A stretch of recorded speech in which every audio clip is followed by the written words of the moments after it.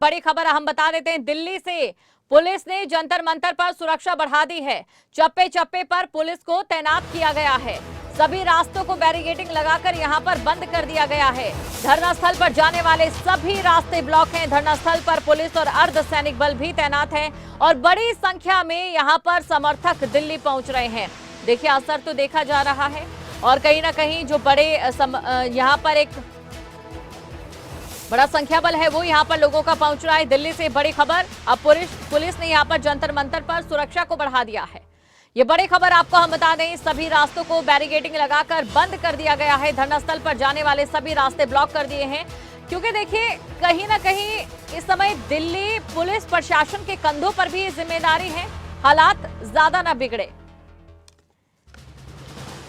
संपादक नासिर हुसैन कुरैशी इस समय हमारे साथ बने। नासिर जी, ठीक है, यहाँ पर पहलवानों की ओर से ये कहा जाता है राजनीतिक दल आकर अपनी बात रखें। राजनीतिक दल अपनी बात रखते हैं क्योंकि राजनीतिक दलों को, जैसा कि आपने कहा, कि एक मंच चाहिए होता है। लेकिन जब आज से 2 महीने पहले यहाँ पर खिलाड़ियों की ओर से अपनी बात रखी गई, उस समय कोई भी राजनीतिक दल यहाँ पर आमंत्रित नहीं थे और अभी इस समय राजनीतिक दल जब आमंत्रित हैं तो कहीं ना कहीं बीजेपी के बड़े नेता इसे राजनीति से जुड़ा हुआ बता रहे हैं।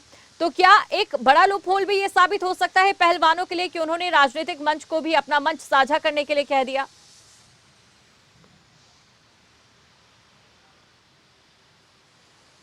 देखिए दीपशिखा, अगर बात की जाए तो शुरुआत में पहलवानों ने ही मना किया था कि हम राजनीतिक पार्टियों को नहीं चाहते कि वो यहाँ पर आएँ और यहाँ से बोलें।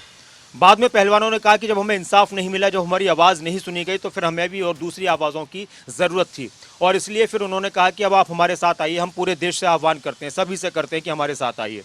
राजनीतिक दलों की हम बात करें तो देखिए, आपको याद हो जब अन्ना आंदोलन हुआ था तो उस वक्त यूपीए की सरकार थी, कांग्रेस की सरकार थी, लेकिन बहुत सी दूसरी राजनीतिक पार्टियों के लोग वहां पर पहुंच रहे थे। तो ये होता है हमेशा कि जब विपक्ष में जो भी पार्टियां होती हैं और इस तरह के आंदोलन होते हैं तो वो उसमें सपोर्ट करती हैं, उसके लिए खुलकर ऐलान करते हैं समर्थन का। आज बीजेपी केंद्र में है, एनडीए की सरकार है, तो दूसरे विपक्षी दल इस तरह की कोशिश करेंगे और हो सकता है कि इस आंदोलन को इस तर्ज पर आगे बढ़ाने की भी कोशिश हो।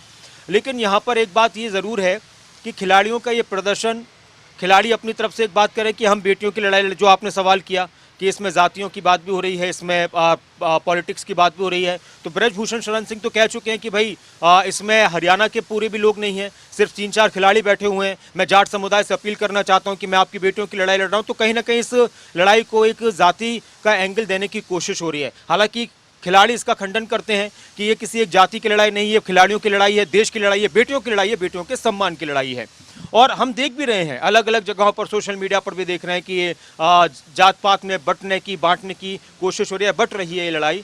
और इसी वजह से बहुत सारे लोग इसमें अभी अपने आप को कंफ्यूज महसूस कर रहे हैं कि क्या हमें इनके साथ खड़ा होना चाहिए, नहीं होना चाहिए। वहीं दूसरी तरफ राजनीतिक पार्टियों का आपने जिक्र किया, तो देखिए असर ज़रूर पड़ता है जब एक आवाज़ बहुत ज़्यादा बुलंद होती है किसी भी विपक्ष की तरफ से या विपक्ष एक साथ हो जाए।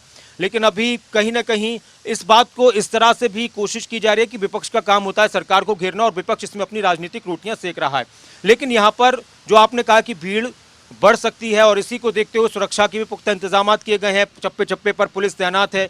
जंतर मंतर वो इलाका है दीपशिखा की, वहाँ पर कुछ ही दूरी पर संसद भवन है, कुछ ही दूरी पर राष्ट्रपति भवन है, कनॉट पैलेस है और वहाँ पर अक्सर आंदोलन होते रहते हैं, प्रदर्शन होते रहते हैं। लेकिन जिस तरह से वहाँ पर एक माहौल बना है रात से, पुलिस की कोशिश होगी कि बहुत ज़्यादा लोगों को वहाँ तक नहीं पहुँचने दिया जाए। अगर इस तरह से आंदोलन और बढ़ता रहा तो कहीं ना कहीं फिर सरकार को भी सोचने पर मजबूर होना पड़ेगा। बिल्कुल नासिर जी, आपसे एक सीधा सवाल मैं जरूर करना चाहूंगी ताकि दर्शक इसे और भली भांति समझ पाएं।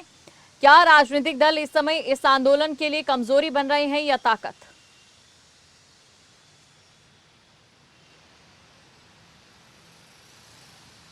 मुझे ऐसा लगता है कि अभी इस आंदोलन के लिए राजनीतिक दलों की तरफ से जो कहा जा रहा है तो वो कमज़ोरी तो नहीं कही जाएगी, क्योंकि देखिए राजनीतिक आंदोलन इसको हम कहें तो ये भी सही नहीं है।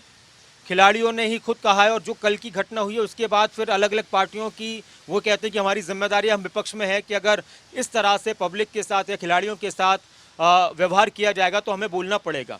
तो अभी ये कहा जाए कि राजनीतिक दलों का इस आंदोलन से जुड़ना या इसमें आना या खिलाड़ियों का सपोर्ट करना इस आंदोलन की कमज़ोरी है, तो फिलहाल ऐसा नहीं लगता है। आने वाले वक्त में अगर सरकार इसमें दिल्ली पुलिस का कुछ और इसमें कदम बढ़ता है, सरकार की तरफ से कोई महत्वपूर्ण बात कही जाती है और उसके बाद राजनीतिक दल फिर इस तरह की कोशिशें करते हैं या यहाँ से मंच का इस्तेमाल किया जाता है, तो शायद कमजोरी हो सकता है, लेकिन अभी ऐसा नहीं लगता।